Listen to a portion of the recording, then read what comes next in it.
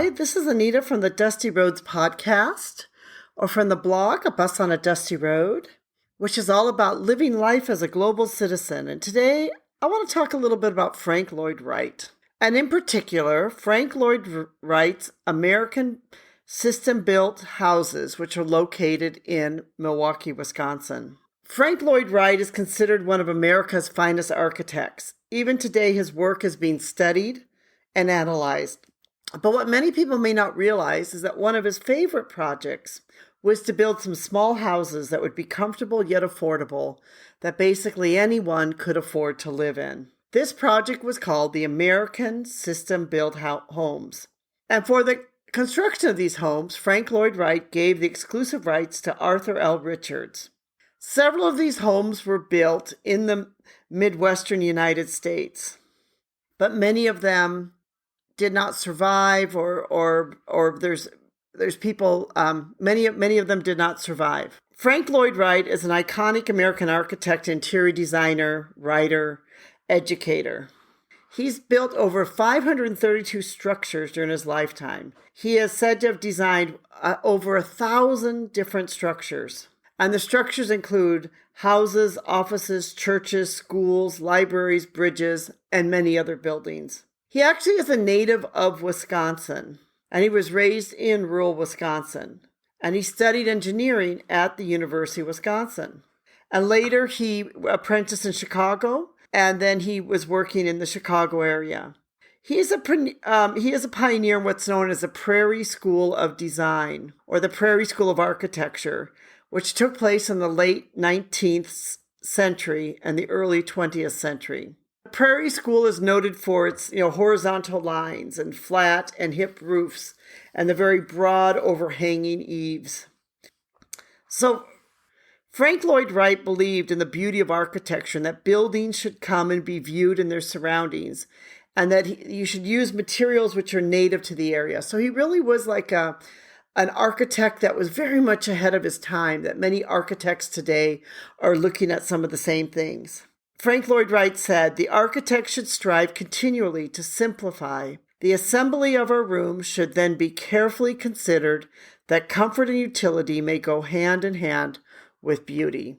So he sort of believed in sort of this simple beauty with woods and nature and looking at your surroundings and everything around you. He, of course, is well known for having designed some incredible properties and places, which several of them you can go and you can visit even today. But one of them that most people may not realize is about this American system-built homes. He had the vision of designing modest yet these functional homes. And he said, Frank Lloyd Wright himself said, "I would rather solve the small house problem than build anything else I can think of." So this was a project that he was extremely passionate about. So what he started doing is he started building these small homes, and what makes it sort of unusual at the time was that he said these small homes would be standardized, that the homes were standardized, which meant that the lumber could be pre-cut at a factory, and that just would help cut down both the waste and the labor costs needed for constructing the homes. So this was almost like like what you call some of the prefab, but not really a prefab. It would be a home that was kind of more pre-cut, in that everything could be cut at a factory, and then it could be shipped to the location on site. The construction would be totally on site. But, so that's why they're not prefabricated, because prefabricated would be the home would be constructed off-site. They are not prefabricated. They are homes that would be, the wood would be pre-cut off-site and the lumber and other parts. But the entire construction would take place on the site. And so this is kind of like a little bit of a different concept than many of the people, especially during this time, were thinking about in doing with construction. In 1911, Arthur L. Richards was contracted by Frank Lloyd Wright to design a hotel in Lake Geneva, Wisconsin. And during that time, Arthur L. Richards learned of Frank Lloyd Wright's American System-Built Homes, and he began to gain an interest in the project. So in 1914, Arthur L. Richards began construction of 6 American-built homes as as demonstration models for people to come in and view and to look at and then decide to build. And so Richards gained essentially the exclusive rights to be able to build and manufacture these homes. And it was thought at the time that these homes would become wildly popular and that, they would be sold throughout the entire United States, Canada, and Europe, that basically everyone would want to have one of these homes. So, they started to build these homes there. But what happened is essentially World War I happened. And Richards, that had a facility for cutting the lumber, was cutting all the lumber at his facility. But then World War I happened, and suddenly, all the lumber and everything the United States said it had to be used for building materials were diverted to help the war effort. So this completely stalled the new home construction. So, at that time, Frank Lloyd Wright became disillusioned with Arthur L. Richard and began to sue him for non-payment. The homes weren't being built the way he wanted. And they just sort of had these, these 6 sort of model homes or these, demonstration homes, these 6 homes being built on this block in South Milwaukee. So, so there we have it. And so these homes basically, even though they were designed and they had the model homes, they never really took off. They never became this wildly successful as Frank Lloyd Wright or Richard had hoped. So the American System Home Project is believed that it was only 25 homes were ever built, and only about 15 are known to have survived today. And those homes are located in Wisconsin and Illinois. There may still be other homes that are not yet discovered, but so far that's what they know about this. Of the 15 or so surviving ones that we know about, there's only 6 of them are located on one block on West Berman Street in Milwaukee. And so it's just interesting that there's these 6 homes that are just all in this one block together. And if you go to visit there, you'll see it's the whole block are these Frank Lloyd Wright homes. And what's fabulous about this is some people have gotten together and decided that we need to preserve these homes. And so a group has been buying them up, and now you can go into these homes and you can basically go there and you can tour them and you can go in to see them. This is because the Berman block, it represents Frank Lloyd Wright's vision to shelter everybody in a work of art. That really was his goal. He wanted everybody to have a home that was a work of art.